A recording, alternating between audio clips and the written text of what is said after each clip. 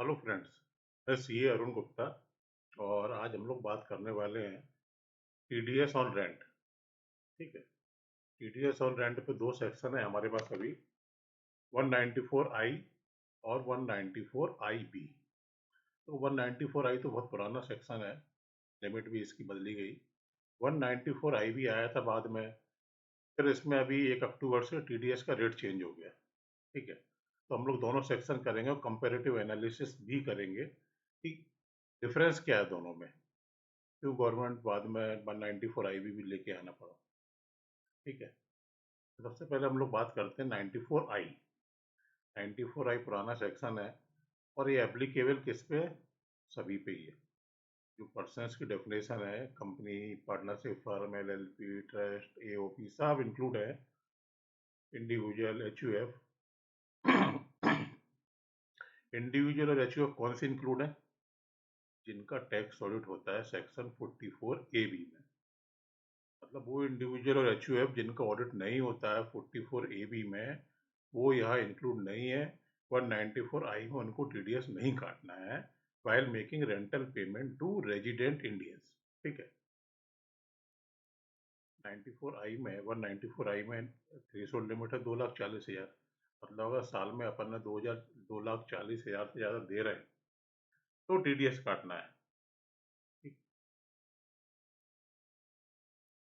अभी इसमें टीडीएस का रेट क्या है? अगर हम किसी land, building, even factory building, furniture और फिटिंग के लिए दे रहे हैं तो टीडीएस का रेट रहेगा 10%। और मशीन, प्लांट और इक्विपमेंट के लिए है 2%। ठीक है। टीडीएस कब काटना है इस सेक्शन में? At the time of credit of payment which ever is earlier. ठीक है। तो 194I इधर एप्लीकेबल है, वो हो गया। कब काटना वो भी हो गया, थ्रेशोल्ड लिमिट भी बता दी और टीडीएस के रेट भी बता दी। इवन लैंडलॉर्ड को हम लोग डिपॉजिट जमा करते हैं ना, और अगर वो रिफंडेबल है तो टीडीएस नहीं कटना है। लेकिन अगर वो डिपॉजिट जो दिया है और रेंट में एडजस्ट होएगा तो टीडीएस कटेगा। ठीक है। अभी हम लोग बात करते हैं अब अगला सेशन 194I की क्यों आया। अच्छा, 194I में देखा ना कि सिर्फ इंडिविजुअल और एचयूएफ जिनका टैक्स ऑडिट होता है वो कवर है। तो होता क्या था, बहुत सारे सैलरीड जो इंडिविजुअल होते थे, इनको एचआरए मिलता ही है कंपनी से। तो एचआरए क्लेम करने के लिए रेंट वगैरह कुछ भी जो हायर सैलरी ब्रैकेट में है, वो रेंट, अब गवर्नमेंट को तो डाउट होता था पता नहीं रेंट दे रही है या नहीं दे रहे, तो उन्होंने उसको कैप्चर करने के लिए 194IB ले आए और बोल दिया कि ये सेक्शन किसको एप्लीकेबल होगा, 194IB इंडिविजुअल और एचयूएफ जिनका टैक्स ऑडिट नहीं होता है। समझ गए ना?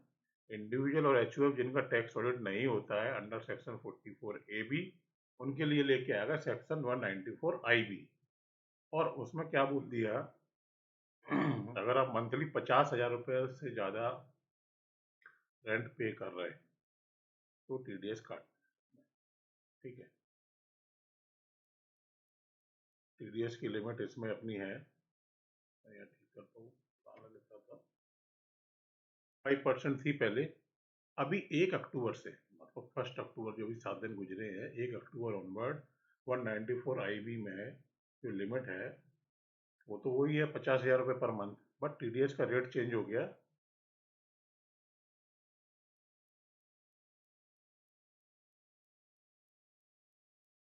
टीडीएस का रेट चेंज हो गया इसमें 2%। ठीक है। तो अभी डिफरेंस दोनों में समझ में आ गया गवर्नमेंट का इंटेंशन क्या था इसको लाने के लिए। क्योंकि सैलरीड वाले जो थे ना हायर ब्रैकेट में, वो क्या एचआरए क्लेम करने के लिए रिसिप्ट लेके आ गए, मतलब मदर को दे दिया रेंट, फादर को दे दिया, तो उन्होंने, गवर्नमेंट ने कहा यार टीडीएस कटेगा तो एटलीस्ट पता तो लगेगा किसको रेंट दिया, वाइफ को दे रहा या फादर को दे रहा, या बोकस तो नहीं है। तो वो फिर इसलिए 194IB लेके आ गए। तो अभी कन्फ्यूजन रहता है कि 194 इंडिविजुअल को, 194IB इंडिविजुअल एचयूएफ को लगना है, बट उन्हीं इंडिविजुअल और एचयूएफ को लगेगा जिनका ऑडिट नहीं होता है। जिनका टैक्स ऑडिट होता है वो फिर 194I में जाएंगे, वो 10% रेंट पे कटेगा टीडीएस, यहाँ 2% ही कटना है। देखो ये कंपैरेटिव एनालिसिस भी है। एप्लीकेबिलिटी देखो 194 I, rent paid by any person including, इसको इंक्लूड किया, individual and HUF where tax audit is applicable, मतलब इनका टैक्स ऑडिट है वो इंडिविजुअल एचयूएफ 194 आई में कवर हो जाएंगे। और 194 आई भी ये सिर्फ एप्लीकेबल है इंडिविजुअल एंड एचयूएफ जिनका टैक्स ऑडिट नहीं होना है, तो मेजरली इसमें सैलरीड वाले कवर हो जाते हैं। ठीक है, 194 आई में उन्होंने एनुअल लिमिट दे रखी है 2,40,000। ठीक है, और 194 आईबी में लिमिट दी है 50,000 पर मंथ। ठीक है, 94 आई में साल की है 2,40,000, 94 आईबी में 50,000 मंथ। रेट देखोगे अगर आप 194 आईबी में, आई में अगर रेंट दे रहे हैं तो 10% कटेगा, और आईबी में अगर रेंट पे कर रहे हैं तो 2% कटेगा, बस एप्लीकेबिलिटी अलग अलग है। और 194 आई में अगर प्लांट मशीनरी या इक्विपमेंट पे रेंट दे रहे हैं तो वहाँ पे टीडीएस है 2%। ठीक है, ये क्या मेजर डिफरेंस है 194 आई और आईबी में, ये समझने के लिए कि पहले 194 आई था, सब लोग इसमें कवर थे एक्सेप्ट इंडिविजुअल और HUF who are not covered under section 44 AB and not liable to conduct to get the tax audit done।